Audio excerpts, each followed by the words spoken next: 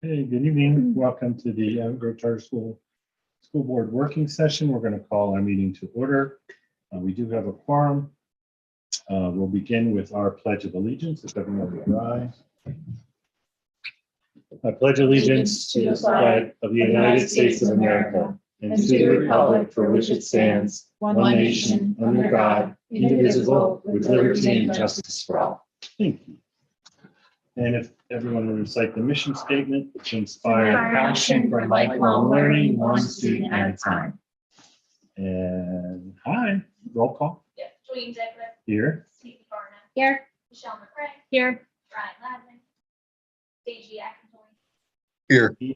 Oh, there he is. Look at That was alarming. Colleen Preston. Here. And Eugene Tucker. Here. Let's look at the votes out of nowhere. Here. Hi, Deji. All right. Hello. All right, we're going to move right along. That's fun. And school-wide facilities plan with this lovely. Okay, we're very excited. Jared is here from Heckendorf and Childs. Finally, do you want to do academic building first, or do you want to do the school-wide plan? Okay. So Jared, we're probably going to have you. Do you want to sit down here and you can get a mic box so you can listen? The document that's been in the works for many, many years. So what everybody has in front of them is the physical copy. We have a digital version as well. This Do was Do you have that digital that we could send to Deji? Because he does not have. sure. I do have it up. I'm sharing it. So Oh, you see, can he can see it. That's right. Sorry, thank So you. that can be shared as well. So the overall package, we actually reviewed this a little bit, I think last June at the interim board meeting in June. The overall assessment that we completed on the buildings to help us partly help determine the overall condition of the buildings and any work that needed to be done, as well as looking into the modular replacement. So it's all sort of an all-encompassing phase one is what we had called it at that time. So this is really the end result and the package from that process. So working with the facilities department, administration, our Economic Childs and Schiller and Hirsch, our engineers, work together to put this whole package together. So the intent tonight was sort of just walk through this, just explain what is all involved in here. So when you look through it further, hopefully it will all make sense. In the beginning, we have table contents, the forward, to include the charter school mission statement, vision statement, and then dives into the objectives of the planning, the facility plan as a whole. So I'm not going to read through all of this. This is all for you, but this is really the content to summarize what is in here. So we went through the objectives, highlighted the Grove Charter School values from the school environment and the instructional workplace values, included the enrollment projections, and then an overview of the facility department, as far as the department itself, the facility mission, and then the organization. That was more a little bit of the front end, a highlight of the school aspect. And then we got into the campus evaluations. So this was the element that we completed last year. It was walking through the buildings with the engineer, with the facilities group, administrative team. This first section is really a little bit more about just the facts of the school. So where they're located, a little bit of information, square footage, how we denote them, what each modular is called, what the buildings are called. Some site information that we've seen most times as we're looking at the academic building, but all the setbacks and different issues that we are dealing with on the site, as well as the zone. So we have that information for both campuses. And then we also went through an exercise to highlight the usage of the buildings as they were at that point in time. We went through that same exercise for both State Road and Kembrosville. So again, some highlights of the campus itself, when it was purchased, and some major renovations are highlighted, and then go through that same process as far as highlighting the campus, the site, the zoning requirements, and then the existing usage. That's more or less to give everybody a reference point for when we're talking about some of these other issues. Those always are helpful as a reference. And then moving into the actual school-wide facilities plan. So again, this is a little bit of what we looked at in June of last year. As I said, we walked through, we looked at all sort of the building code considerations, evaluated the existing architectural envelope, the interior condition, mechanical, electrical, plumbing, fire protection, and then also incorporated this like long-term planning, master planning. Sort of the hope was to be all encompassing of everything that's ongoing to help plan for future as well as guide for the immediate needs of the school. So this first section just highlights what the process was. When we did our first walkthrough, we categorized it, I would say, more of an architectural manner as far as looking at the architectural interior, exterior, envelope, the accessibility issues, building code issues, and then mechanical, electrical, plumbing, fire protection, and then ground repair, so more of the site aspect. So we went through, and each piece that we found, we identified them in that manner. We found from other going through this process with other clients that sort of having it allocated in that manner is helpful, just big picture when you're looking at it, but also when it comes in handy when looking at specific grants for specific things. Also helps to highlight certain needs being a higher priority than others. Sometimes with code or accessibility become more of a topic that want to be focused on, so that helps to help prioritize pieces. After we went through that effort, we did had worked with Becker and Frondorf to put values to all the line items that we had, and we went through an effort to allocate what year that scope of work we wanted to be remedied or worked on at that point. So that was sort of the first 2 steps. Then we went back and looked at the categorization again, and more from a facilities planning side. So sitting down with the facilities department, looking at how they wanted to sort of allocate these pieces. So looking at it more on the repairs and replacement funds for the loan agreement, then looking at capital improvement for long-term planning, looking at the master plan, looking at cyclical maintenance, and then annual. So the first couple of pages in the school-wide facility plan have a little bit more description of what the difference between each of those are, but that's sort of, we looked at this in both ways, and you actually see that in this booklet. So the first section, the way it's organized, is looking at it more on the facilities planning side. So we've broken out all the line items.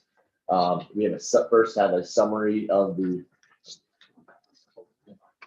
So the first is the summary of the overall repair replacement fund for both State Road and Campbellsville campus.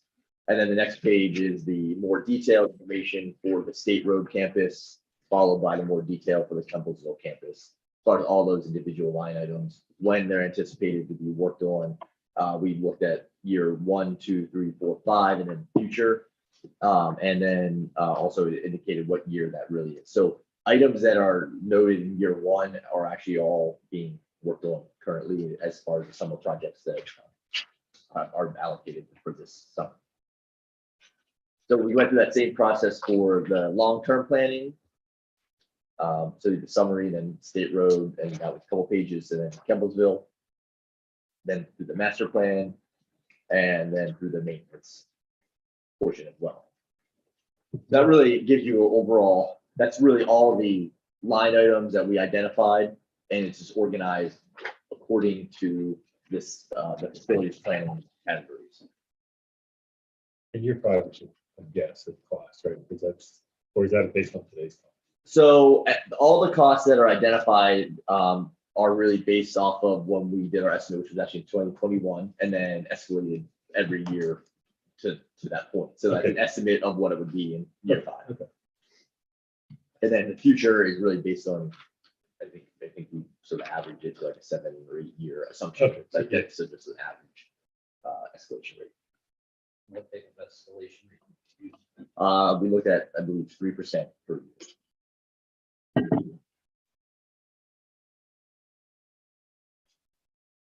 So that was the initial piece, and then moving into the campus improvements section, that really is the same information, just reorganized in a different manner.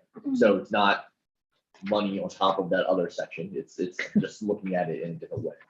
So the first page is the overall overview. So it's, again, looking at both campuses. And it's, you see the architectural evaluation categorization and the subtotals are there. And then the facilities planning categorization.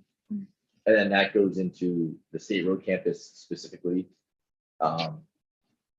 Again, first page being the overview of that, and then all the pages following are really in a numerical order of the items. We originally had them sort of categorized by the architectural category, and we gave them a numbering, and then things moved around a little bit, so there's a little bit of sporadicness to it.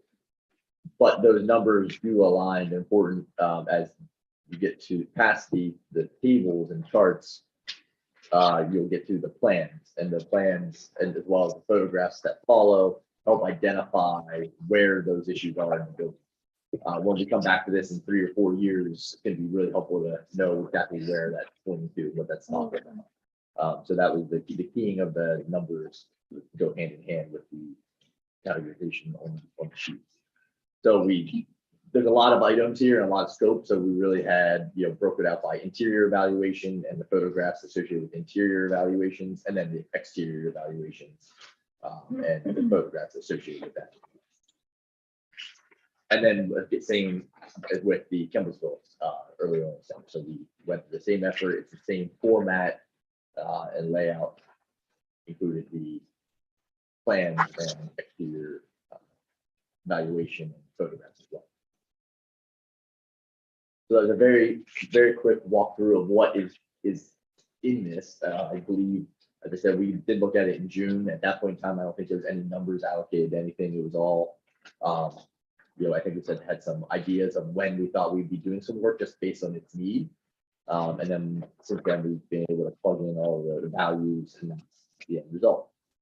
The future goal with this would really be able to utilize this as a tool. This would be something that we sort of see as ever evolving and being maintained, with the goal of reviewing it in the fall to sort of confirm the scope of work that was anticipated to be done that past summer and what was done.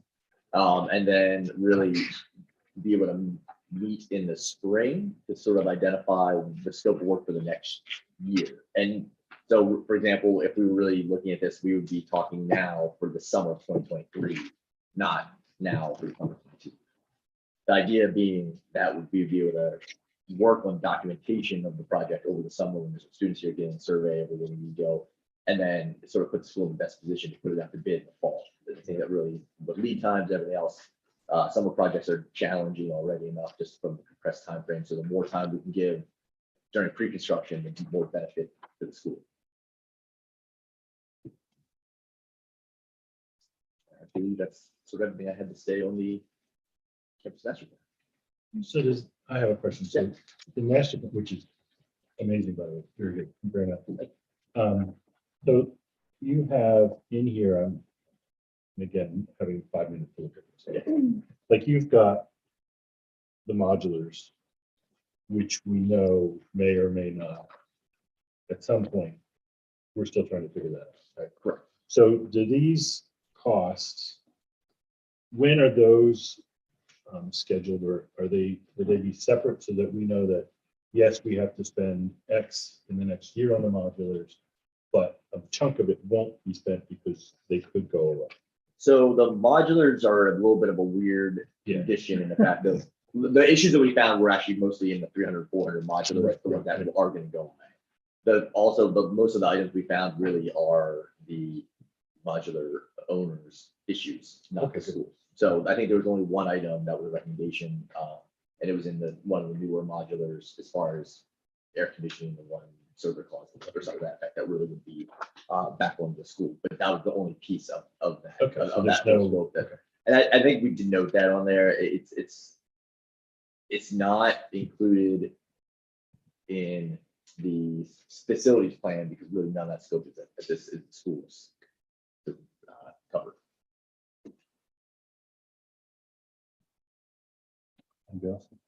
Deji, you have questions? Anybody? So the owners of the modulars failed to step up. What is that impact we need to do it as a school and our budget? I would actually default to how the school has handled that in the past as far as remedies of issues in the modular. I mean, go ahead. Yeah, historically, when we have an issue with modulars, especially when it's approaching renewal, we sit down with Vanguard and local police, we come in for that renewal. We review the issues and come what their ownership is, this is what our ownership is. Something that happens in between. We together, we site visit, we look at the issue is, and we clarify who the ownership is. And we brought Vanguard in, everybody came to look at it. And the issue was, we were able to determine that it was a root issue, their issue. It's something we take on a case by case, and we really need to work with them and clarify. Because the modulars are so old though, every time they repair something within the year, it's still the same issue. For instance, the floors are caving because the modulars are so old. So you can replace those floors as many times as you want. And in the year, they're going to have that slant because they are old modulars. So unless you replace them fully, you're never going to really fix them. They're just Band-Aids right now. We're looking really at just making them safe to allow students Exactly. to go That's in and out of exactly the right. building. That's exactly right. Thank you, Don. Thanks. Very nice. So Jared, I guess my question, so as far as, year to year, you talked about that planning cycle. So that would be where there's any shuffling done as far as prioritization and looking at, okay, all of a sudden, or shuffling even prioritization money wise Yes. of what we've done in the past, but this is a very well organized, planned out where you actually have the costs and can. Like, for instance, I'll give you an example, right? Those state road furniture cabinets have been on every capital project that we've done for the last 5 Go to the years. bottom. And it always goes to the bottom. It's always an alternate and it never gets done. But it's been on the list as long as I've been the head of school. So it's just those things that constantly gets pushed back as not a priority, but it's on the list. Because we're still prioritizing safety and the Exactly. ability to keep school doors open Exactly. versus a cosmetic. Exactly. So this is a good map.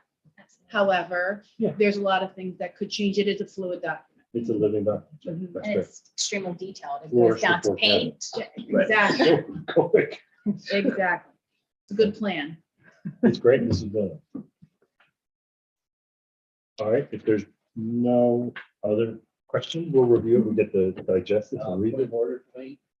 Yeah. Is it, when we have a regular board meeting, is there anything we need to do with this plan? No. We've already approved the creation. Okay, so we're going to move on to the, is it the academic building status overview? Are we back to you, Jay? Back to you, Jared. Okay, Chair. So I believe that this was distributed, basically following our last month review. We went back and looked at a couple of different pieces to help respond to some of the questions that were asked. So we have updated the full presentation. It's really, most of the content is really the same. So I'm not gonna go through that in detail, and please, if there's questions or anything, please ask, and we can definitely look at anything that we have put together in the past. So with that, I'm gonna just sort of jump forward. The first thing that we sort of focused on was the question that was asked about how this relates to the modulars, and looking at the the cost of doing the modulars. So we looked at, back when we came to the board in June of 2021, we had outlined a few different options, whether it was to proceed with looking at the modulars, we looked at an addition to the building, or a full new building, which is what the current master plan was based off of. We had looked at a few schemes with the modulars, and we had reached out to a couple of modular vendors to get some idea of pricing and lease rates and whatnot. So what we've done is brought that back and put that into the overall chart that had the scenarios. So we had scenario A was the building with no STEM scenario and like very minimal site work, basically whatever needed to be done just to get a building and have that built. Scenario B was with the STEM, again, that was this minimal site work and everything, but with the STEM program. Scenario C was sort of the all-in scenario, so it was with the STEM and all of the site work included. And then we added scenario D1 and D2, which was really just the modulars that we added. So sort of looking at it, trying to keep some relationship of apples to apples to say, all right, scenario D1 is replacement of all 3 modulars. The replacement of the 300, 400 would be 1 2-story modular, and the replacement of the 600 would be in kind. So that scope with minimal site work, and then we looked at that scope with all-in site work as well. So you can sort of see, well, maybe we would want to do modulars, but all this other site work as well to have these other amenities on the site. So that's on the overall spreadsheet. And just to sort of help visually see that a little bit better, we put together just a bar graph to help understand that a little bit better and just make it real clear what those prices are. So we have allocated them out based on the construction costs, the professional services, the FF&E, and then it's definitely important to understand and incorporate in the modulars that you have a 20-year lease. So this is assuming over a 20-year period. That's the costs of each of those different pieces independently. There are a few things to definitely note as far as in scenarios D1 and D2. In the scenarios A, B, and C, we are increasing the student capacity of the building. So there's an additional enrollment that would be, as far as an additional budget cost, that would be benefit to the school that you would see for those scenarios where those are not in scenario D1 or D2. If we're just replacing the modular kind, the intent was not to increase student enrollment. So there'd be no benefit to the school in that manner. There would be a lot of program that would not be included as well in the building itself. There would be no new gym, the large meeting room that's been incorporated, or the fitness center. Those would all be program that would not be included. Then, after 20 years, this is a 20-year snapshot. You'd have replacement costs again for the modulars at some point, and then the lease continues on in perpetuity. So that's all sort of not captured here, but just something to keep in mind. In the one scenario, also, there wouldn't be much new parking. So like scenario D1 would basically be locating the modular right next to the building where the modulars are today. So you'd have a little bit of new parking done, but you wouldn't get that increase of parking on the site either. And this doesn't really include any of that replacement cost that's out 2043 or anything beyond. And Jared, D1 and D2 also wouldn't include the relocation of the water line, or would it include that just because we know that's an issue, but it's really an issue because the building consideration? It was not included in D1. Okay. It is in D2. Because trying to anticipate any thoughts or questions, just looking at it, we did put together a quick plan of like where these would be on the site. So again, D1, the modular would sort of be where the modulars are today, but a 2-story, and then the 600 modular would be in the same place. And then the other scheme, we would really be looking to put all the modulars down below, in that area. So we would need the water line relocated for that. Is there a picture of that location too in here? I just not see it. On page 24 Okay, would be D2 as far as just the plan. thank you. So that was sort of in response to the question about the modulars and how the scenarios we were looking at A, B, and C compared to the modular scenarios. Is there any questions before I go into the other aspect as far as on that? Yeah. Is there site concerns as far as just even putting modulars in that area? I know it's differently, certainly putting foundation in a building versus putting these modulars in. Are there concerns about just the quality of what we would be getting? Because we know what modulars look like. We know what we've gotten for the past however many years we've leased. Would there be concerns of even putting them in those spots, or? I don't think I don't think the location of the site, I think they'd be fine there. We'd have to come in and do geotech surveying and everything else to like confirm what the soils are and everything, but we have to go through that. But yeah. Pricing that you got on replacements, is that for new modulars or recycled modulars? It was for new modulars.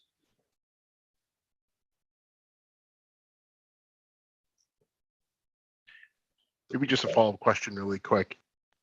Forgive me. The placement of the modulars as they are now, like in the future, I imagine some other board is going to have to replace those modulars as well. Or build another or think about building another school facility, if we were to go with this plan, would they create like convenient places for them to be able to do that, like replacement of the modulars at that point in the future? So like build for today, but plan for the future is essentially what I'm thinking about. Right. That question makes sense? Yeah, I mean, honestly, I would say that they could be replaced in kind in their location. Operationally, that does present a challenge. So I would not say that And Deji, it's been fully that has not been fully vetted as far as. by the time you would do that, you would definitely want to increase the student population, so they would probably have to be completely different. So 2-story at home. Well, the one is a 2-story, the 600 isn't, so yeah, we'd have to, I mean, the whole point is to grow the school, so I get where you're going, Deji, sorry. And just logistics with whatever plan would happen as far as when you would do it, because you don't have enough time with summer schedules and. Right, you had to, by putting them in the same place that they are today, you'd have to basically take one offline really to do that. You know, it's, I would say, so with like the 600 modular, for example, that could be done in the summer. Like we've done that here with modular projects as long as we're planned. That can be completed in the summer, especially since the infrastructure is there already, especially like that becomes a little bit more straightforward. The 2-story modular would be the one that In the would field is totally different. Yeah, well, it's even just the 2-story general would be a larger challenge to take it off site and then also to put the new one on site. It's definitely a longer duration, and that in our discussions with the modular vendors when we originally looked back at this, like the duration of it just was not, a 2-story was not feasible to do in a summer. Like it just wasn't the amount of time we needed to bring all the pieces on site and finish it. Just couldn't really accomplish. So I would say that easy to answer your question. Yeah, I would say we haven't fully vetted that as far as the future planning aspect of it. I think that's something if it would be deemed that we want to go down this road further, would evaluate the final locations and determine that to help provide for that in the future.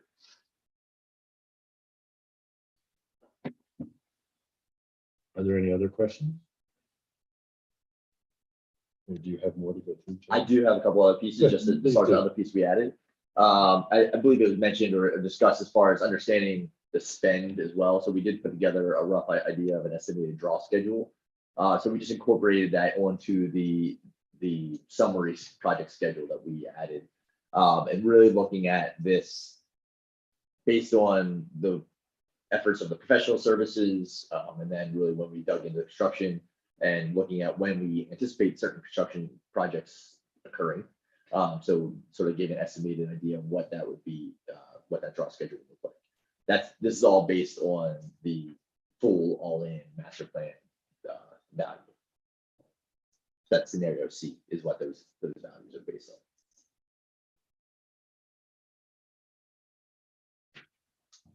And then, sorry. So when we were speaking last time, a lot of the questions have revolved around what decision needed to be made by the board, right? And so talking to Jared, it sounds like if you make the decision by May to go with whatever building scenario you wanted to go with, that would give us still enough time to meet those deadlines of a fall 2025. If you pushed it into the summer, it would extend that into a mid-year or a whole year involvement. So the decision also isn't making a commitment to a $50 million project. It's you have picked a road. Yeah. Jared's drawing that road. And in the interim, as the money comes in from the bond, if it's not meeting the expectations of that option, then you cut things. Yeah. Like we cut the state road cabinets, right? Like maybe you don't get the soccer You field, get a cheaper maybe you don't get the middle, but an example, right? So that's the timeline that we really need to kind of pick one to be able to vet what we need to vet. Now, Donna, I don't know if you want to speak about the financial planner, but it sounds like we're making some headway there. So by May, we should be able to give you some good feedback from the financial planner. And I think we're feeling more comfortable. So yeah, that would be great. Yeah, so we're just about done with the budget and we're tomorrow, just doing the last reviews and sort of out everything. And once we have the draft copy, we've had to do a lot of work on that. Federal funding is great, but usually results in our rates going down slightly. We want to make sure that as we're looking at our projections for next year and the next 5 years, that we're on mark. So we're hoping to get the draft budget and the projections to the financial advisor this week so we can start running models. And once he gets the data, we've already sent him everything else. He should be able to start, he should be able to make those models fairly quickly and then we can review them at finance. So that's the one thing. And then the other thing is with regard to the design and development for the architectural and civil engineering services.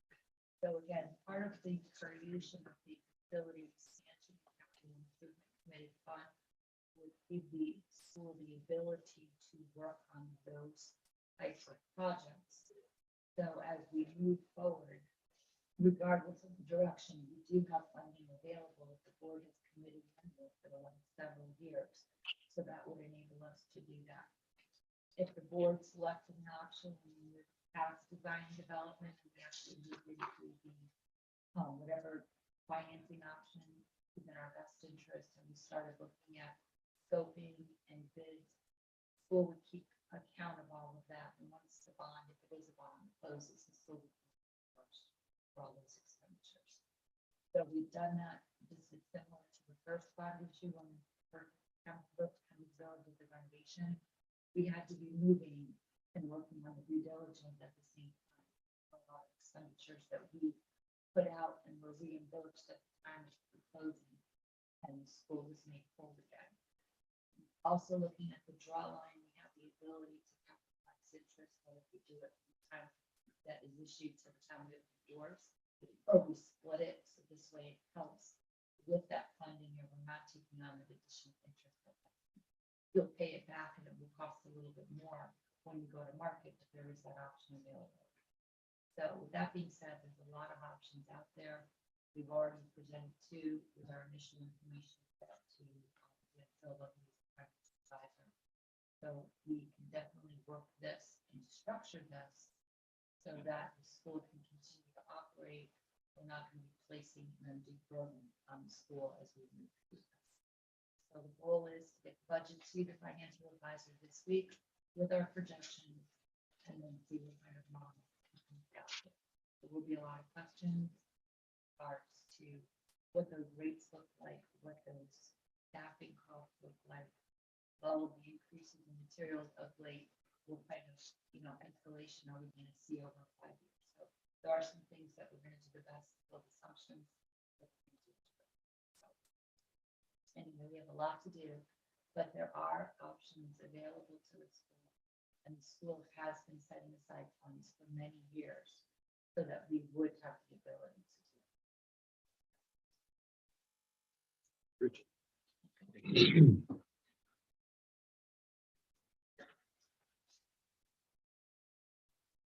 I think the only last piece as far as other, I believe all are for us for the next steps. We've worked with the site civil engineer and the sanitary sewer engineer. That everybody has submitted their proposals to Donna and Kristen. So that's all in your hands at this point. So once there's comfort level of making a path forward decision, I believe we've given you all information we can at this point. Is there any questions on anything we talked about tonight? I talked about tonight or from the past that in reviewing and thinking about this project that's come up? At the last board meeting, we did talk about an April date. I mean, you can talk about it at the board meeting, or if you would like to wait till May, Jared did say he thinks we could still meet that timeline, but it's really up to you when you want to discuss When that. can we have a time frame in the board retreat maybe to visit this? We can, we could add some time to it. We discuss it amongst ourselves. I mean, it would just be going through it, no decisions here. Daisy, do you have any questions? I keep forgetting you're on the phone there. That's okay. No questions at this time. Thank you. If there's nothing else, thank you, Jared. Great. Thank you. Um, So I'm taking that as you want the time for the May meeting and not the April meeting, not tonight. I think we should, I want to talk to the board, see what they think. And Okay. Does anyone, and maybe between now and the board meeting, we can have that quick discussion. And just, Okay, I think that's fair. okay. Okay, There was a mention that we would have, that we would have more financial data by the May meeting, correct? that is correct. Yeah, Right down. Yeah, so it may be best that way, but at least we can just vet it through. I mean, does anyone have an opinion at this point? Well, I I'm think just that- not comfortable without Right. seeing any financial. I agree. I would rather even have another meeting if it's that rushed, Yeah. as long as we do have the data first. That's what I was gonna say. If we needed a special meeting in May, once we got that data, I think that might, because we know in May, we're gonna have the full budget review, which is a very lengthy meeting. It's important just so we dedicate equal time Yep. to making sure that we have time to review in advance as much as we can to. If, once we get that information from, I know it's gonna go to the finance committee, but I think getting it out to the board, just so we can take our time and review it. Donna, how quickly do you think you will get it? Minute, let's just stop. No. I can't speak on behalf of the advisors. Right, There's yeah. a lot of variables. Are the advisors aware of our target time constraints? They are, so respond. No different than any other project.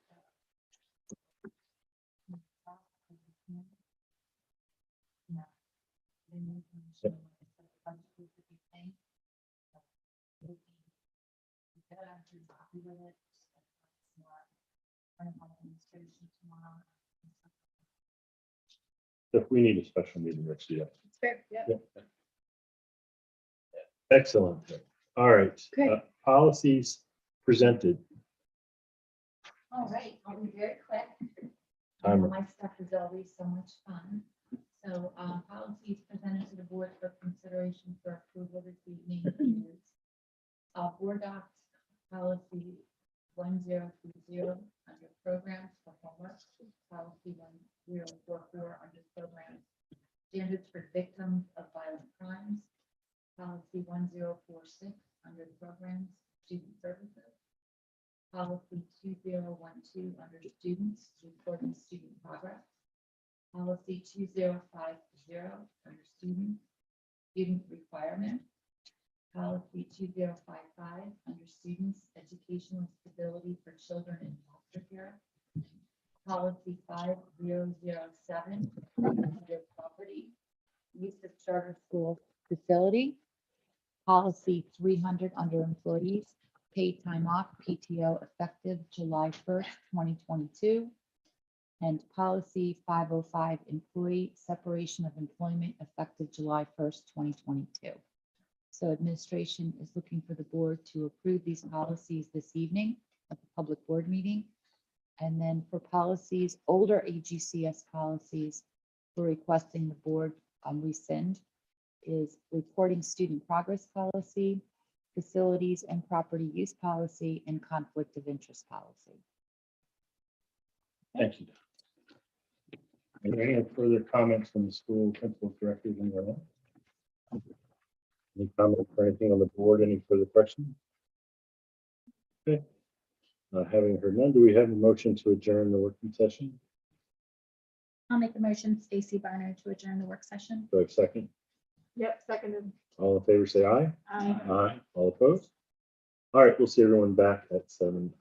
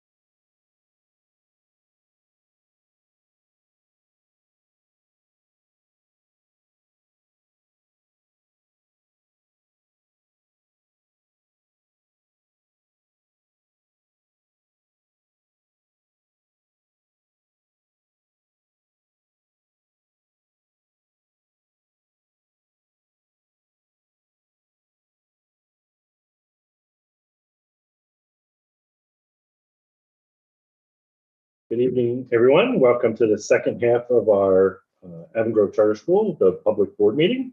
We do have a quorum again. We are going to call the meeting to order, and we're going to begin with the Pledge of Allegiance. If everyone would please rise. I pledge allegiance to the flag of the United States of America and to the republic for which it stands, one nation, under God, indivisible, with liberty and justice for all. Thank you.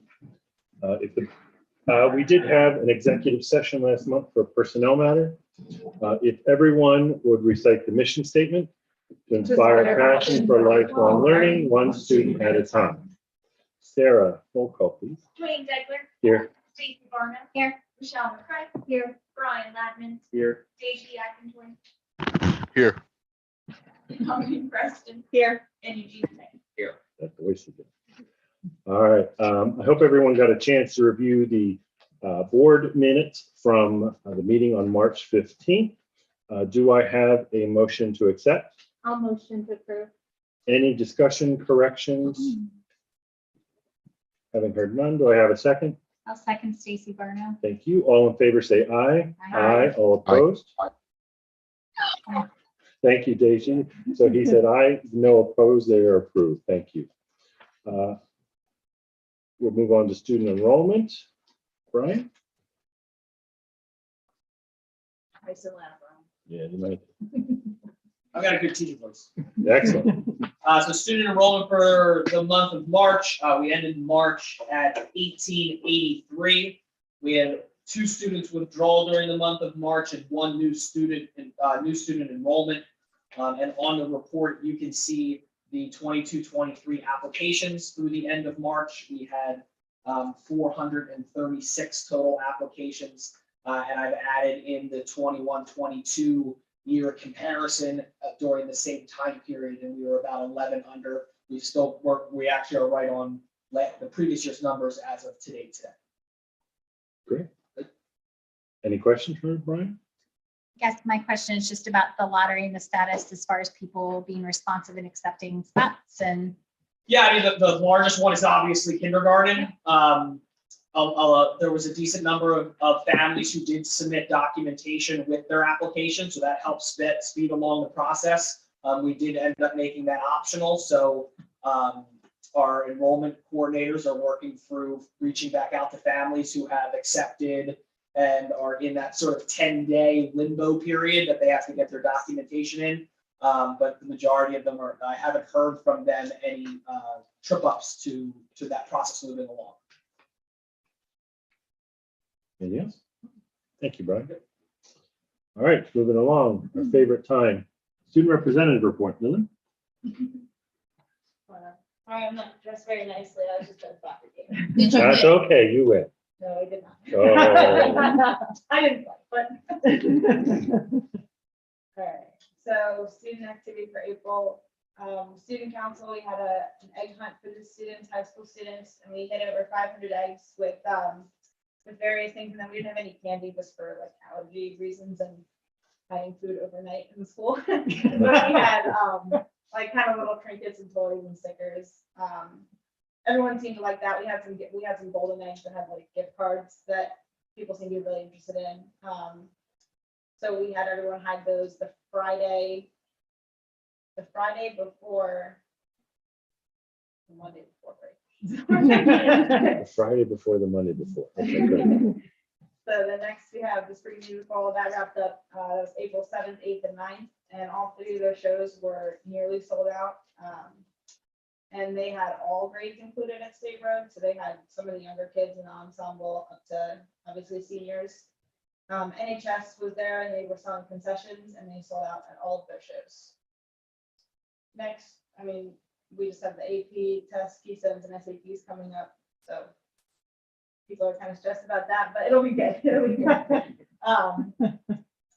Kind of the final push for the AP tests, and we just got our SAT scores. The juniors just got the SAT scores. So next, I have athletics. Girls soccer has yet to win a game, but they've had so many close matches, and there's been a lot of improvement on the team. Their middle school girls soccer team won their first game 8-0. They had a few more after, some wins, some losses. I don't know their exact record, but They've been working on team building activities. They've had the high school team has had team dinners. They're gonna be having this is go along, but the soccer clinic for fundraising with younger girls that want to come out and learn a little bit for this Saturday. And they're also doing their gift card raffle, which they did last year. So hoping to fundraise some more there. Boys Across has had a couple wins under their belt, including today. They just won 10-5 tonight.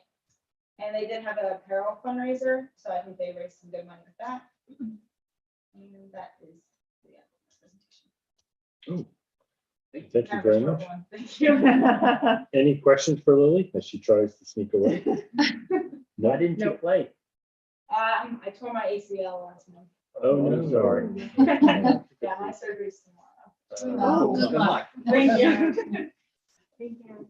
Great job. Just a call. Is there anyone from the public that needs to make a comment? Nope. Okay. We'll move on to board committees. My report, I just want to echo Lily. I did not get to see it because I was working, unfortunately, but I heard that the musical was a huge, huge success. I love Mamma Mia, so I'm so sorry I missed it. So maybe we'll do Mamma Mia 2 next year. But it was a great job. So congratulations to everyone involved in that, teachers, staff, and students. All right, moving along, finance. Deji and Michelle, would you like to hold into your report? Yes, please. Thank you. Facilities, Brian? Sure, yeah. We met last week. The minutes were distributed, I guess, yesterday already. Lost time of track of time. Not too much to discuss at this point. The big thing is that the ventilation project, State Road, is on track. All of the contracts have been awarded. And anything else you care to catch up on, it's available on board docs. Thank you very much. HR Stu, Stacy Brown. Our committee met on April the 4th. So we talked about the Energage survey. So staff and personnel for the school completed that beginning yesterday. This is the second point in time. So the Energage survey is a survey about how things are going in the school attitudes. So they had an excellent participation rate during October, close to over 80%, correct? So they are hoping for excellent participation as well. It'll give a good point. This includes all staff, part-time, full-time. So hopefully the Quest team, which is the HR committee with staff and Tasha Bowers, as well as the 2 board members. We're hoping to, if there's the information available in May, to be shared and then to share with the full board, just to really see what the results are since this is the first year. There was some discussion just in general with the team about budget and salary review. Kristen reviewed it at the March board meeting, just the circular review process of comparisons to neighboring school districts, as well as charter schools. So the school is set to be on a circular review as she shared during the board meeting. So that was shared with the members on Quest. And they talked a little bit about just some school training that's required every year and looking at training cycles to see that it fits best for teachers and staff that need to do that. So there was some discussion about that. That's it. Great. And strategic planning, myself, I printed my minutes this time, so I didn't have a blank. So Ryan Taylor went through SEL and PBIS. So there was a lot of great information there. There were some gains there, so it was very good. Brian went through the math sequencing readiness to help with, Algebra 1 and how we're going to progress students through in a more logical pattern. So if they exceed, we can put them in the advanced, and if not, they're going to continue on to progress that way. And then Jen Weaver went through the whole funding, and there is some funding left over that they're looking for Title I and Title III on how to best, actually, I'm sorry, was it just Title? Title I. Title III went away, right? We spent. That's right. It was a long discussion, and it was like Don was like, no, we don't have them. So Title III, or Title I. So we have some money to spend. And there was a lot of great input. I want to thank the people on that committee and the teachers. There was a lot of great feedback and a lot of great ideas. So hopefully we'll get something from that. And then, and I'm sure Brian, are you talking about he will, there is a calendar revision, very small, nothing major. It's a good thing. So I'll save that for him for later. So, all right, moving right along. Head of school, AGCS Micro Farm. Okay, It's very, I have, very answer. yes, I have multiple speakers tonight, so I'm going to put one of the mics over here. So if you're speaking, you can come and everybody will hear you. Just put it right by the podium, okay? And before I do that, I know Donna wanted to introduce the new assistant business manager, so I'll let you do that, Donna. Oh, thank you. So we are very fortunate to have Michael Pssa with us, who joined business office on March 21st. He's our assistant business manager. We've been waiting a long time for this position to be filled, and he is very well versed in all things school districts and PE codes. So we are working through many things. Our largest focus of late has been grants. And now that the budget is just about done, we're going to be working. So we are very lucky to have him. And Michael, would you like to say anything? Welcome. If you do, you have to come up here. So yeah.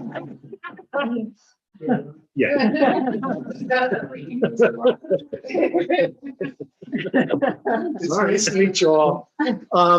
I guess the only thing I'd really like to tell you is I can't wait to really dive in, commit myself to learning, and sooner rather than later start making significant contributions. I've been at this about 20 years. I think I've pretty much seen it all by now. Maybe speaking a little bit too soon there, but I just can't wait. I'm very encouraged. Well, welcome. Thank you very much. Thank you. All right. So we're going to talk about the micro farm, and I have Crystal Latterwall here tonight, who is our agricultural teacher. She's going to come up and talk a little bit about what's been going on the farm, how we're getting the younger kids involved in what happens at State Road so that they want to come to the grade levels here and get to experience State Road schools. So go ahead, Chris, take it away. Absolutely. Good evening. So happy to be here to talk about something that I think really makes our school unique and special, and that's the micro farm. For those of you that don't know me, I am Crystal Latterwall. I'm the agriculture teacher and farm manager here at Avon Grove Charter School. And I just really love having this great outdoor space to teach kids about agriculture, to teach them about food, to teach them about fibers and natural resources. And all of the animals and all of the components that we have here at the micro farm allow me to do that. We had the pleasure of inviting over 700 students and staff from ELC to come and visit the State Road campus for the micro farm experiential learning field trips. These field trips were made possible by your support, administration support, the teacher support, and also the Pennsylvania Department of Agriculture through the PA Farm to School grant and our PTO. Without them, we would not have been able to pull off these field trips without any cost to our student families. So I think that's pretty incredible. I like numbers, so we did have over the past month over 700 students and staff coming to visit the farm. We had over 50 middle school and high school Green Team students who were part of those field trips. We had 10 staff members, retired staff members, That was so exciting. community members, and even parents that were coming and helping us with these field trips. As you can imagine, trying to plan something where you have over 700 students coming, my number one priority on the farm is safety. So I wanted to make sure that we had the resources in place to ensure that it was a safe visit for the students to experience all of the animals, the gardens, and of course have that experiential piece. So each grade level that did come over had a learning activity, a station that was out on our soccer field, and it was tied into some of the curriculum that they were learning in their grade levels. So for example, with kindergarten, we focused on farm to fork concepts, trying to get them thinking about, oh, well, my food doesn't come from the food store. It's grown by a farmer, or it comes from a farm that produces animals. Just getting them thinking about where their food does come from. For first grade, we tied into their insect lesson and we talked about pollination because we have the apiary year with the insects and how insects play such an important role in our food system with pollinating the flowers so that we can have the food. For second grade, we focused on life cycles of plants, where they were able to put on a little seed play and act out the life cycle of plants, and planted a sunflower to take home. And then for third grade, we wrapped it up with our sheep with our fibers, the wool, and they were able to see how fleece was taken from the animal and then spun into yarn. It was so amazing just seeing the kids excited to be on a field trip. For many of these students, this was their first ever field trip. The only students over at ELC who had been on a field trip before were the third graders, and that was when they were in kindergarten and went to the zoo. So I'm just so thrilled that we were able to have the students here at our very own school and have it be a big day where they felt like it was a field trip, and just excited about our school. I teach a after-school program over at ELC, and now that I'm going over, they're like, "Hey, I remember you. You're from the farm." So they tell me how much fun they had, how much they enjoyed the animals, and the third graders were really excited to come here in fourth grade. Thank you, Krista. It Yep. was amazing. Thanks. Appreciate Yep. all your efforts. So next up, I have Matt Arders here.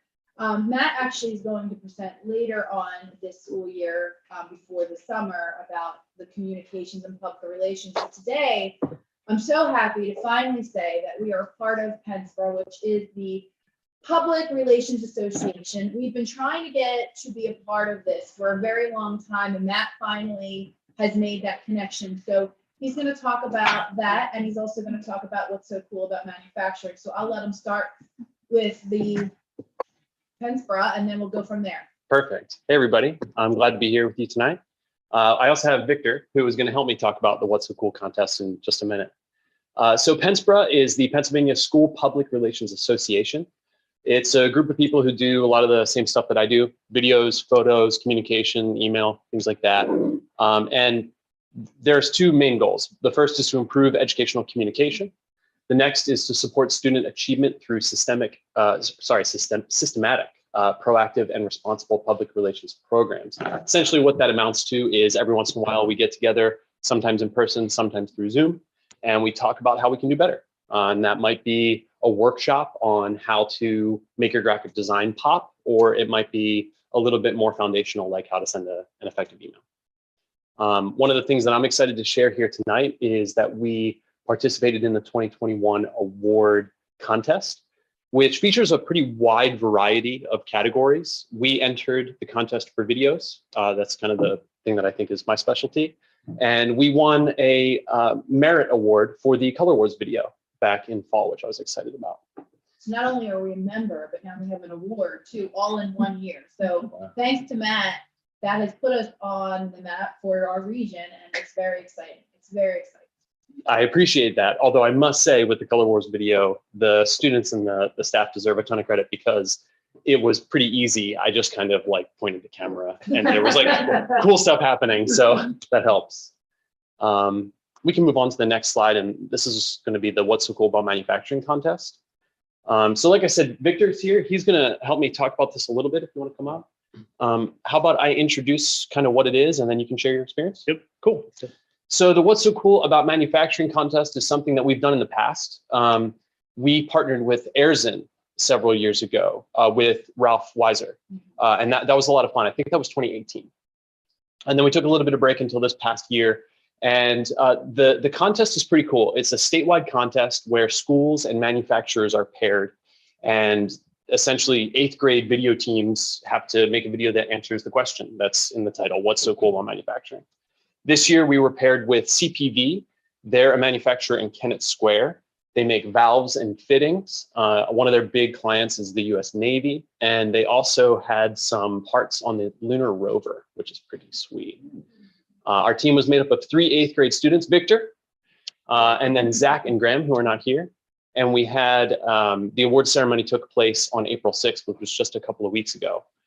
So I thought that it'd be cool for Victor to share a little bit of his experience. So first off, Victor, why don't you talk about your favorite part, I think, which was the actual trip, actually right? going there. Yeah, So so talk about that a little bit. So my favorite part was actually going there, actually learning how the manufacturing works and the whole process of there's different jobs and applications you can apply there. There's CNC machinist, design engineer. There's a ton of different things you can do, and it's really unique, and it was like a lifetime experience. You don't normally get to go out to a manufacturing company and see something like that. There's over 14,000 manufacturing companies in PA alone, and I got to visit one of them and participate in this contest, and it was honestly I'm super grateful for it. It was a blessing. I promise that we didn't script any of that. Pretty cool, Victor. Glad to hear that. So the next question I thought would be cool for you to talk about, and this is the last thing that I have for you tonight. Thank you for listening to us. Is that the award ceremony was pretty fun. We won outstanding videography, which is pretty exciting. I know that was one of your goals. I was hoping you could talk about that. And then also you won something in a raffle. Yes. So it started off when we arrived there at Penn State Great Valley, where the contest was being held. We got to go around and play bingo. So you would get this card, and you would visit the different manufacturing companies, and they would sign it, and you would just go around. You would put this in a raffle thing, and you would write your name on it, and they would withdraw it after the contest. And my name got drawn, and I won an iPad. Brand new iPad. And I promised myself if I got it, I would sell it. That was a joke. I never sold it. I don't plan on selling it. I was shocked. It was one of the best nights ever because I won the award that I was really dedicated to going towards and trying to achieve, and I achieved it with my team and with my peers and my teacher. Thank you for being our teacher again. Dude, great job. And I was freaking out all night. It was a blast. Right now, I'm still shocked that I'm up here even speaking fluently in front of a ton of people right now. You're doing great. I'm just like to say thank you. Well, congratulations. Yeah, Thank thanks, you. Victor. Great job, dude. And that's all we wanted to share with y'all tonight. Thank you very much. Yeah. Good job. How much did he pay you to say that about? Again, none of that was scripted. We did talk about it for like a second in the conference room, but that was it. Carter's the greatest teacher. Well, good job. My gosh. And I hope that gets some. This speaks to all of our college and career readiness skills. So the fact that there's so many standards that hit in that one trip. So just really a good experience all around. And a great way to make connections for hopeful internship and other Yeah. experiences in the future. So Definitely. thank you. That's a great experience. And it shows why our school's unique. So I think other students see that. So thank you for sharing. Yeah, of course. You're welcome. It was a lot of fun. Great job. I just wanted to follow back up with our digital citizenship. So as a school, we're committed to safety and the well-being of our students. In January, we sent out notification to the community that we were made aware that there was an adult that was grooming students in the Southern Chester County area. And it was very serious. And some of our students were involved along with other districts, other schools. And so we made sure that our parents understood that we took this very seriously. We took it as a moment to educate our community again about how dangerous online, especially kids that have been home for 2 years, playing online games and making connections to people that they don't know. So really awareness. So the IU posted a Safe School Summit. 500 people signed up, all in Chester County. Only 100 showed up. That was a little disappointing. However, they gave us really great resources yesterday. So we're going to put them on our website and advertise it to the parents so that if they weren't able to come, that they can look at the resources. There were experienced people that really gave us a lot of information. There was a lot of things I didn't know about portals and games and how kids are on it. My own kids are on them and I didn't know. And so I encourage anybody that's listening and our parents to really take a look at those resources because I think it's just the most important thing because it's the most serious way kids can be in danger. It's not stranger danger anymore. It's online every day, exposed to people that they don't know. That can be a very horrible tragedy. So I really hope that people take the time to look at the resources. Just out of curiosity, were you able to report that? They Or did they not not record it. I wish they did. Yeah, We sometimes asked they at don't the like to end, do. but they did give a lot of great resources. So Good. yeah. And then grades 6 through 8 participated in a digital citizenship day here where both Detective Martin and Trooper Kochka came out and presented to the kids and talked to them about danger. So we're doing everything on our part to continue to educate our students on the seriousness of this topic and hopefully really resonating with our kids on how important it is for them to protect themselves. So I just wanted to bring that to your attention. On top of that, we did win Best Communities for Music Award again. So speaks to the Mamma Mia show that we just had and all the other things that our music teachers are doing. So this is a really great acknowledgement and I'm proud of them for that. And then relationship building. I don't know if you as parents have experienced talking points yet, but I have as a parent, and I can tell you that getting a text message is much better for me than an email, and you will get an immediate response. And that's what the teachers are saying. I have a quote here from the teacher. It says, I love talking points. It's easier to contact parents, plus I get a quicker response from parents than I normally would in email. I find that the relationship building for home language is really important, and our ELL families are using this more than ever. And so this has been a great addition to our communication and partnership with our parents. On top of that, the CAP program hosted our very first successful 24 tournament. If you don't know what a 24 tournament is, it's a math tournament, and it's all about students competing using adding, subtraction, multiplication, division to equal 24. So we had a lot of very intelligent kids that played this tournament, and we had different school districts all over Chester County that came out, which was really exciting to see. And there was a finalist for one girl who's from Oxford School District. So it was just such a great experience to not only see our kids, participate in, but other schools coming to us for a great academic tournament. So again, great relationship building happening here. And that was held here. I'm It sorry. was held at Oh, Campbellsville. Yeah. Okay, yeah, sorry, I missed that. No, that's okay. And then I have Jen Weaver here today. She's going to go over curriculum instruction. We are at a point right now where our review cycle for curriculum is up for ELA. And it is a big purchase for the school. And so it's important for the board to be aware how we got there, what our plan is. So she's here to talk all about that. Hi. Back again. So yeah, like Kristen said, we're in a review year, which means we're looking at programming and our curricular frameworks in terms of K-5 ELA, which is English Language Arts. And when we're in a review year, we're looking at all the data, we're looking at our resources, programming, everything we possibly can, so that we can look to make changes for the upcoming school year. So in terms of ELA, there's kind of a few things happening at one time. So one being, it's a review year. If you want to flip to the next slide there. I'll circle back to that in a second, but just to give you a little bit of context, our current ELA program in elementary is called Wonders. So the short term for it. If you have elementary kids the past several years, you would have heard Wonders. McGraw-Hill's the vendor, and it's an all-encompassing evidence-based K-5 English Language Arts program, and it takes into consideration the big 5 areas of reading. So currently we're using the Wonders 2017 edition, and we, prior to today, we had gotten some feedback from staff as part of our curricular review process, and these are some of the strengths and challenges that they have pointed out with the older version of Wonders 17, again, our current one.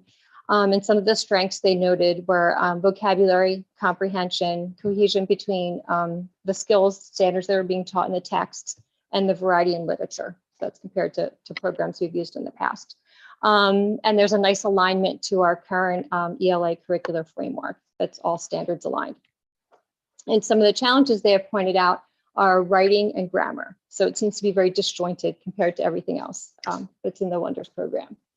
So with that being said, with thus being a review year for the program, we're also coming to the end of a 6-year contract for Wonders. So we have a couple of options moving forward.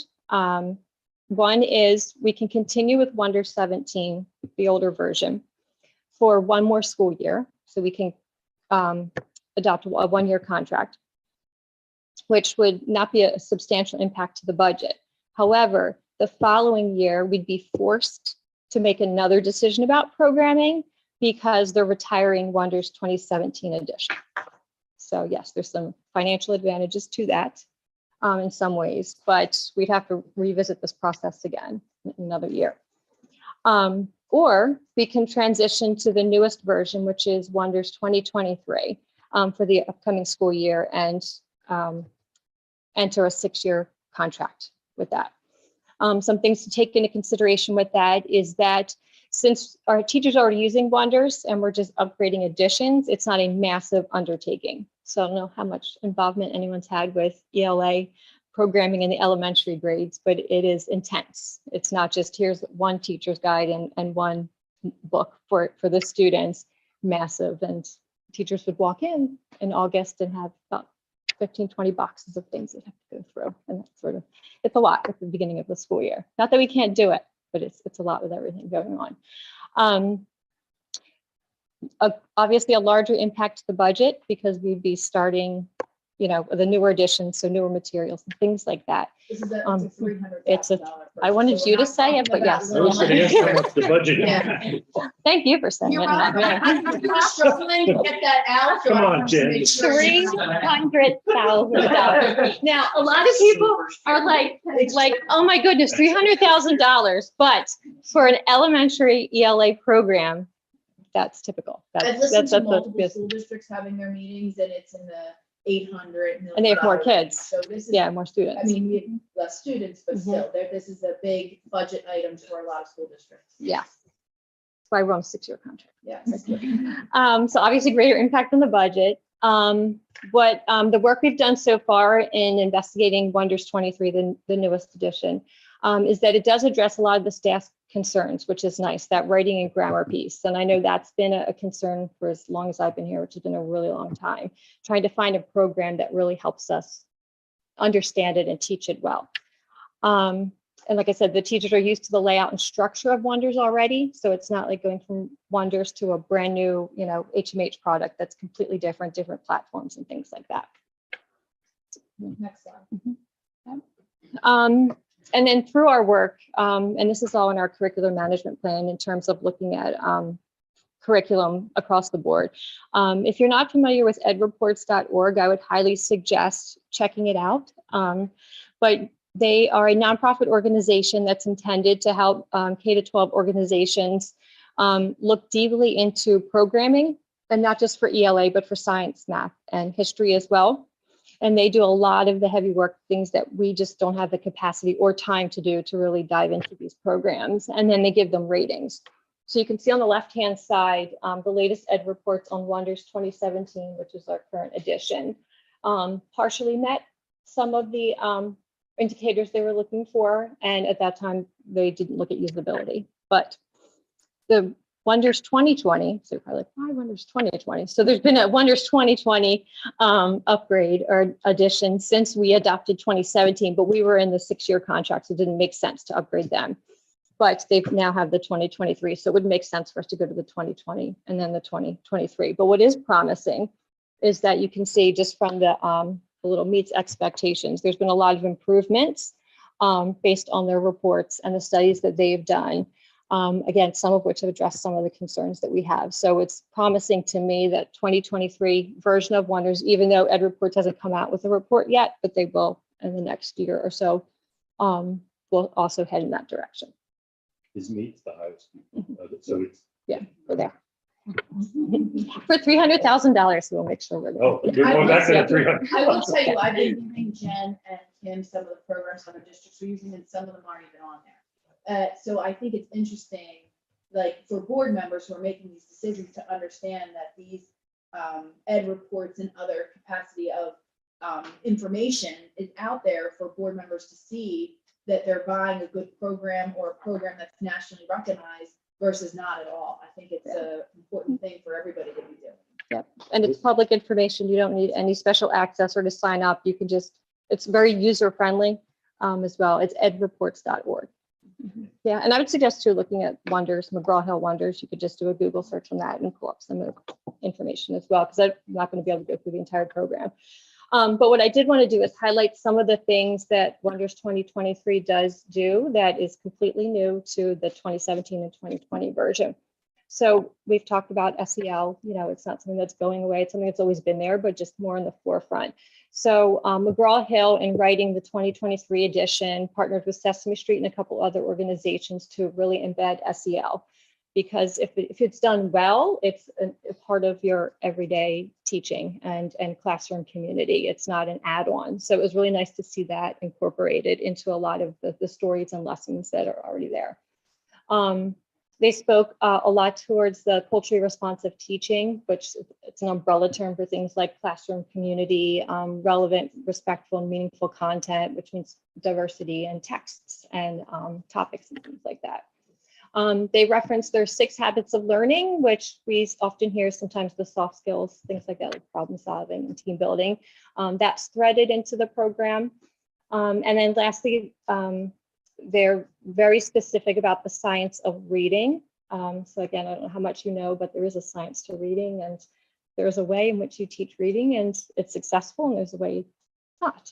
So they've done a lot of upgrades, and I think that's one of the main reasons why we've seen through that ed reports of a partially meets on some of those ratings and now to a more meets, because they spend a lot of time making sure that the approaches and the content in Wonders is looking at that science of reading, that brain-based learning.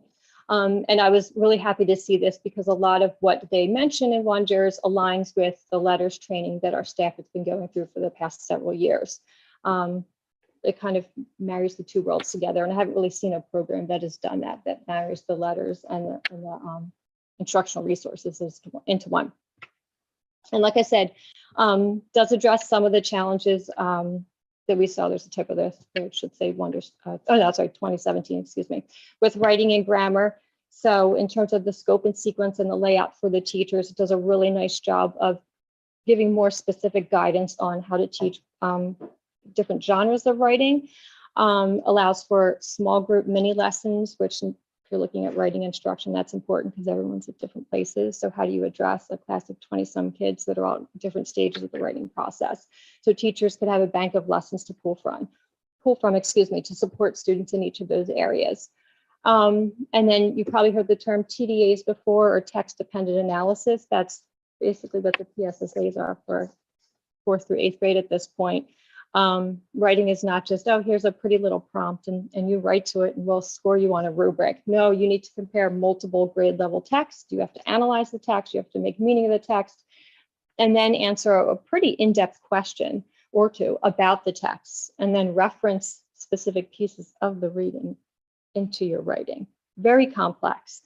So Wonders has done a substantial amount of work in building those skills, those critical thinking skills early on in kindergarten, and then building onto it into the upper grades. So we're excited to see that because that's a lot of what we do, a lot of the work we're doing. So with that being said, myself and the rest of our team and looking at Wonders and looking at where we are with all those other components, the contract, review year, that sort of thing, we are making the recommendation of entering a 6-year contract with Wonders 2023 edition. Because we think it'll be an easier process to upgrade with our teachers, not as overwhelming, like I said, than with a brand new program, and meets a lot of our needs. So this isn't something you have to approve tonight, it's in our new budget. And so it's just to draw attention to how we got to that place to put that kind of money in a budget for the next school year. Yes. The other thing is important to note is that you will hear us talk about another ELA program review next year. That's not for K-5, it's through 6 through 12. That also needs to be looked at. This program is only a K-5 program. Any questions on this?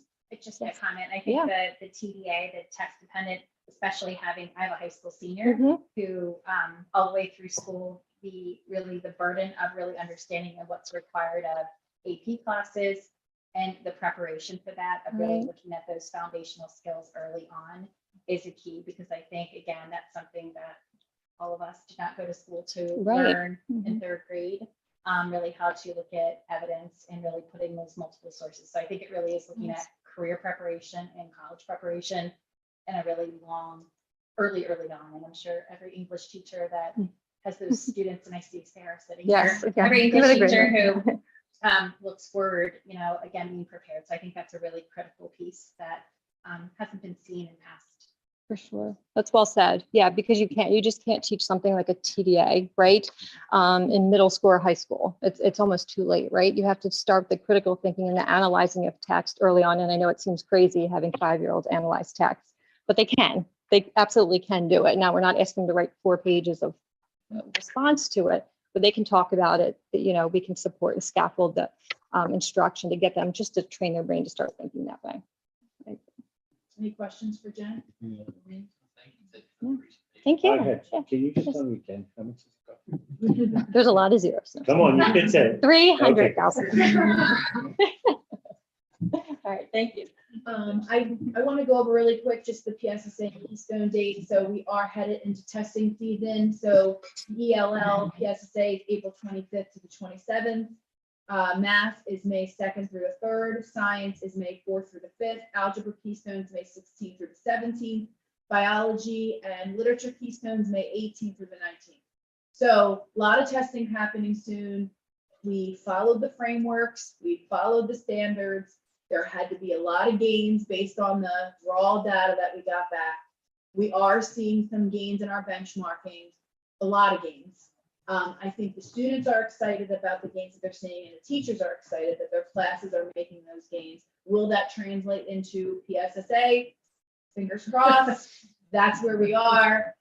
So we'll just all do our best on the test, encouraging parents to let their kids eat good breakfast, go to bed early, all of those good things that feed into good test taking. And we'll see how everything goes. And then cheers to 20 years. You all got invitations in the mail. So if you're going, we have very limited tickets available left. So please make sure if you want to go there, you buy them. And anybody that's listening, because I think it's under 20 even that we have left. Is that a good statement? Yeah. So if we requested the second. You go online, it's on our website. So on our website is a tab and you can buy the ticket there. So I just wanted to draw your attention. I did ask vendors to sponsor. We've had one, which is a really great, sponsor the dessert table. So I'm hoping that other vendors join on and sponsor a table for us. We do have some past board members coming, one in particular to speak, was a founding board member, which is really exciting. Great. Brian Bruder. So next up is a calendar revision proposal. At a previous board meeting, I think it was February, you approved the contract with ISM for our scheduling and time evaluation. That agreement had a week of time in which they would be coming out for a site visit.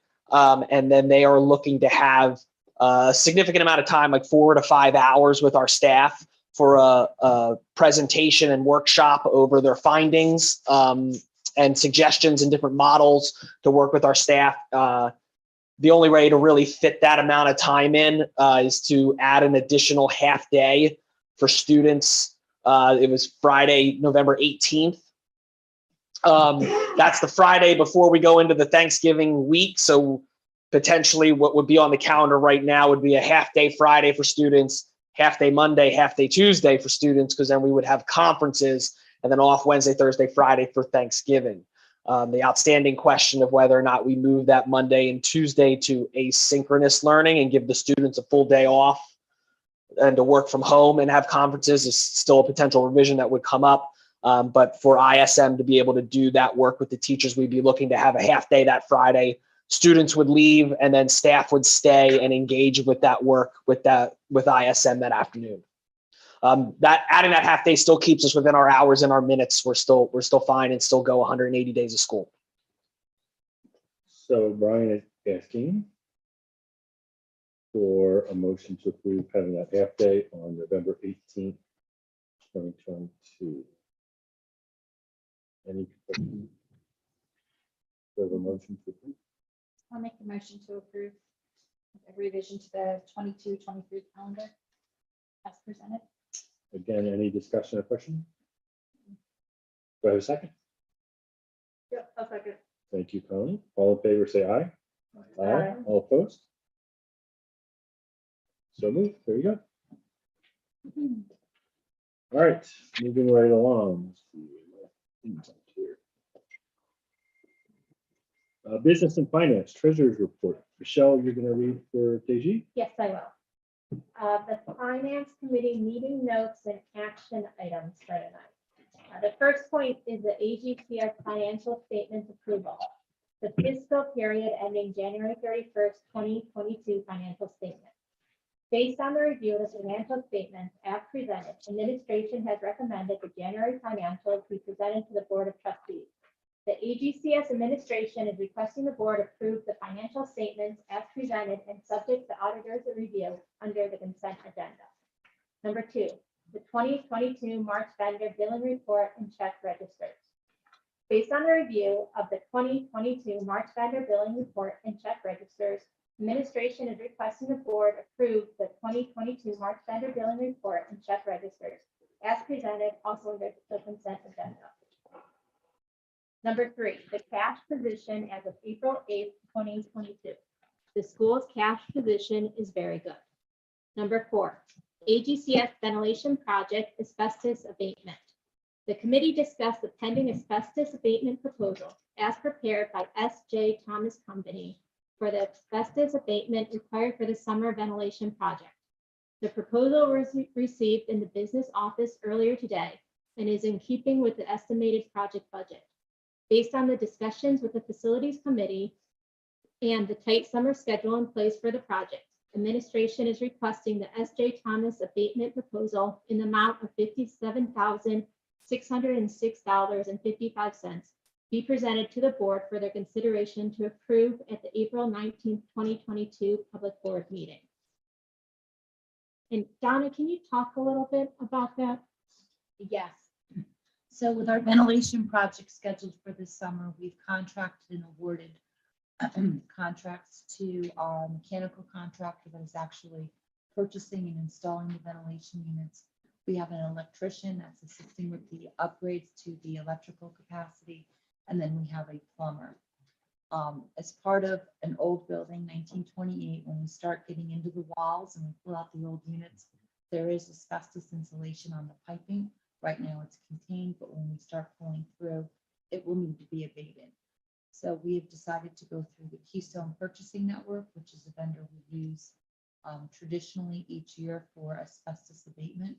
S.J. Thomas submitted a proposal, and it is in keeping with our projected budget, and administration is recommending we approve so that we can continue to move forward because our mobilization date is the day after kids leave school in June, and it is a tight schedule, and we want to just keep everything moving forward.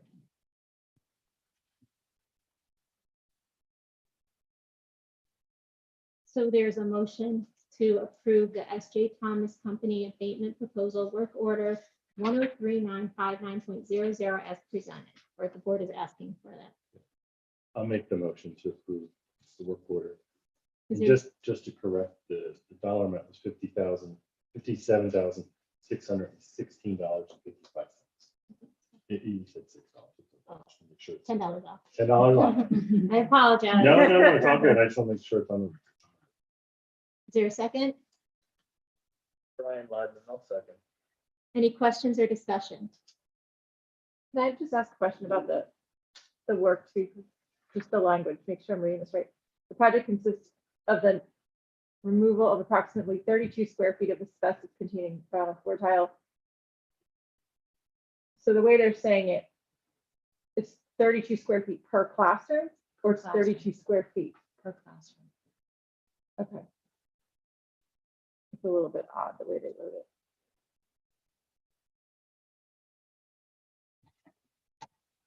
Any other questions? Not reading that as it's only 32 square feet, right? It's like 32 square feet per classroom. Well, no, 32 square feet. Below, I understand, yeah, it consists of removal of Below each. approximately, it's weird. Yeah, I know what you're saying. Okay. Yeah, And also on the purchase order, it says the 20 classrooms. it's just written backwards. Surely. Yeah. No, like that. They didn't have wonders. So. $300,000. $300,000. $300,000, come on, Jen. $300,000. $300,000. Okay, so we had a first and a second. Any other questions or discussion? All those in favor? Aye. Any opposed? Motion passed. Number 5, the AGCS 2022 through 23 fiscal year budget process.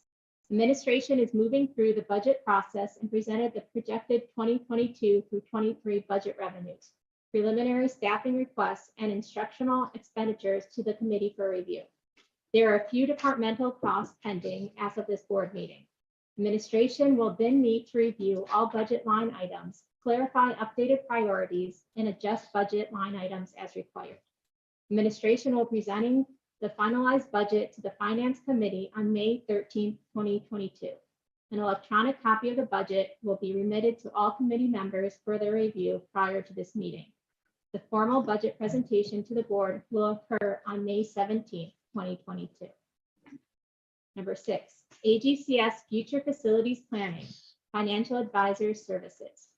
The Budget Office continues to work with the financial advisor, Dan Silva, from Powell Hill Capital Advisors to provide documentation for the independent financial advisory services required for AGCS's capital planning, as well as the issuance and management of debt needed to fund the future facilities capital project. All documentation requested to date has been provided with the exception of the 2022-23 budget and future year budget projections. The draft budget documents are required to build the financial models required for planning purposes. With the draft budget nearing the finish line, the budget and future year projections are scheduled to be remitted to Mr. Silver later this week. Once received, Dan will begin work on the financial models. All information received will be provided to the Finance Committee and board members as the information is received. Number 7, proposals pending the board's consideration to approve. Heckendorn Stiles proposal for professional architecture and engineering design and development services. Heckendorn Stiles proposal for professional architecture and engineering design and development services for the State Road Academic Building and campus improvements was received by administration and presented to the Finance Committee and the board at the March public board meeting for initial discussions. No action was requested at the March 15, 2020 meeting. Discussions will continue with regards to the proposal and services outlined as the board considers approval. Site engineering concept Ela proposal for civil engineering design and development services. Site engineering concept Ela proposal for civil engineering design and development services for the State Road Academic Building and campus improvements was received by administration and presented to the Finance Committee and board at the March public board meeting for initial discussions. No action was requested at the March 15, 2022 meeting. Discussions will continue with regards to the proposal and services outlined as the board considers approval. Number 8, miscellaneous business office items. 2022 statements of financial interest due to the business office is due by May 1st, 2022. And Done. number, Have you received everybody you still have? We're still outstanding. We'll talk. We'll talk. number 9, the consent agenda. Is there a motion to approve the business office consent agenda as presented? I'll make the motion to approve the business office consent agenda as presented. Is there a second? I'll second Stacy Barnum. Any questions or discussion? All those in favor say aye. Aye. Anyone opposed? Motion passed. All right, moving right along. Personnel. There's 2 things Oops, can I oops, about oops, oops. before you finish. Absolutely. The Kemmelsville parking lot. So Donna got a proposal that was not right, not correct. And so we're still talking about it for some reason, and we're hoping it needs to get approved because it needs to happen this summer. And so we could, because I'm assuming they didn't get back to you by the end of the day. We did that. Okay, so on Saturday, we could put notice out that you are going to have a quick special meeting with a new proposal if they revise it to the appropriate cost. Is that something that the board? We can do that. Okay, Yeah, we can do that. okay, so that's number 1. Number 2 is Caitlin Leonard has a student that we talked about at executive session for a settlement. I think we're talking about that after, correct? No, This is different. I don't know. Okay, Well, go ahead, go we ahead. talked about a student, right? And so that contract needs to be signed. And from what I understand, we can do a preliminary vote and then ratify it at the May board meeting, correct? Is that what Stacy advised you? Is that your understanding? The board can review it and do a preliminary approval and then formally ratify it at the May meeting. So that's up to you, or we could put it for Saturday too, I do a think, special meeting with both, and then we can, so I think we're having, sorry to interrupt. I thought we were all on the same page, so I apologize. After this, we're having an executive session with Stacy to talk about that. So yes, I was not aware. I So thought we were, so I no, apologize. That's okay. okay, So we will, yes, and we can vote on it on Saturday. got it. Does Okay, that work thank for you for you? that. Yes. Sorry about that. I thought. it's all good. Okay. All right, now we're moving along to personnel. Okay, so Tasha Bowers is currently on vacation. So these are the personnel recommendations consent agenda. So again, the recommended action after we review is to approve the routine personal consent agenda, which I verified to make sure there's no updates. So the resignations, there are two: Ashley Sanchez, aftercare aide, effective April 1st, 2022. And number two, Richard Garver, systems engineer, effective April 29th, 2022. There are no retirements. There are no releases. There are 4 leaves. Tracy Hilton, high school math, returned from FMLA, effective April 4th, 2022.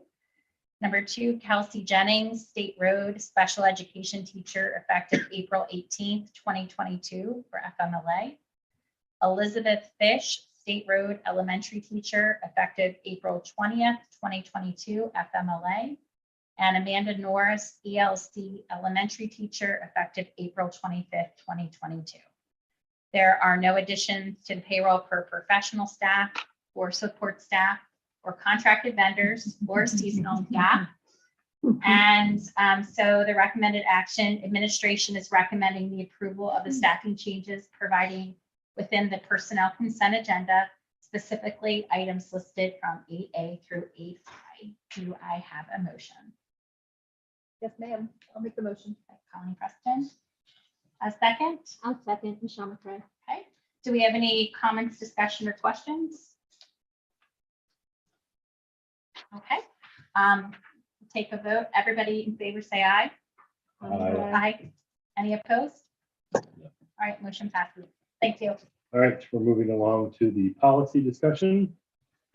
So last month, the business office presented policies for review for consideration to approve. They are as follows: 1030, homework; 1044, standards for victims of violent crimes; 1046, student services; 2012, reporting student progress; 2050, student requirement; 2055, educational stability for children in foster care; 5007, use of charter school facility; 6027, conflict of interest; policy 30, paid time off, PTO, effective July 1st, 2022; policy 505, separation of employment, effective July 1st, 2022. Do I have a motion to approve the policies as I just outlined? And just for the record, Dwayne, that was policy 300. Yep. not 300. policy 30. Not 30. 30, thank you. Thank you. No, that's good. That's good. Policy 300. Huh? You're only 270. I know, I'm only doing a 70 on. See, wonders again, wonders. I know. $300,000. Brian Ledman, I'll approve. All right, thank you, Brian. Do I, any questions or comments? I just have one question, and I think it's a typo, but I can't find it. Hold on. There's too many policies. Is it 30? No, it's in 30, actually, yeah.